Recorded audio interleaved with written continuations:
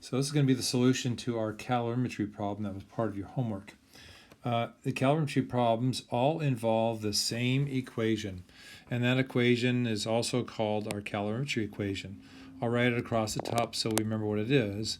That's going to be Q is equal to mc delta T. I've been calling it MCAT, where Q is equal to the energy change, M is the mass of whatever you're looking at, C is the specific heat capacity of that substance, and delta T is the change in temperature. So what we want to be able to do at this time then is we want to be able to find out first what is the change in energy of the substance that's in the calorimeter, which is going to be water. So always start with your water. So we need to have some information about our water, namely M, C, and delta T. I'm not seeing the delta T. Let me find that out. Okay, there it is. So it looks like the system, when you put the metal into the water, the final temperature is 23.72 degrees. So let's go ahead and determine what is the energy change of the water. So the mass of our water is 95 grams. The specific heat capacity of our water is 4.184. That's how many joules it takes to change 1 gram by 1 degree. And then our change in temperature is going to be 23.72 minus 20, which is a change of 3.72 degrees Celsius. So let's go ahead and do this calculation. Why don't you do it on your calculator as well?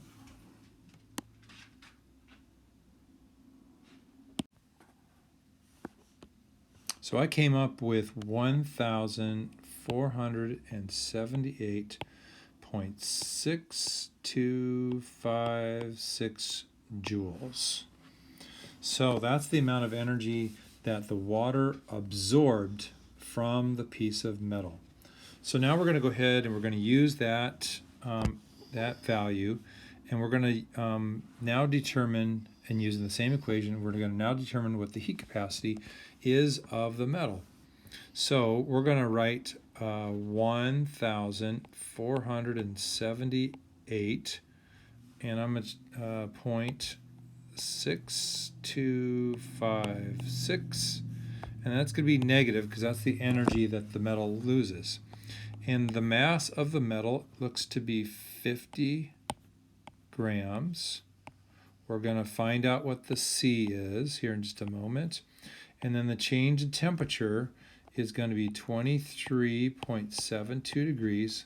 So remember, the metal came to the same temperature as the water, but it started off at 100 degrees. So that difference is a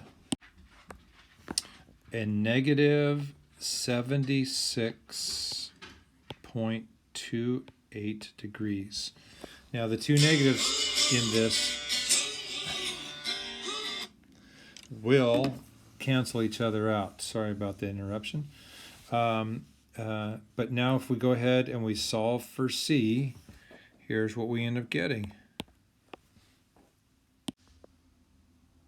So it looks like our answer is going to be 0.3877, that's joules, for every gram, to change every gram 1 degree Celsius.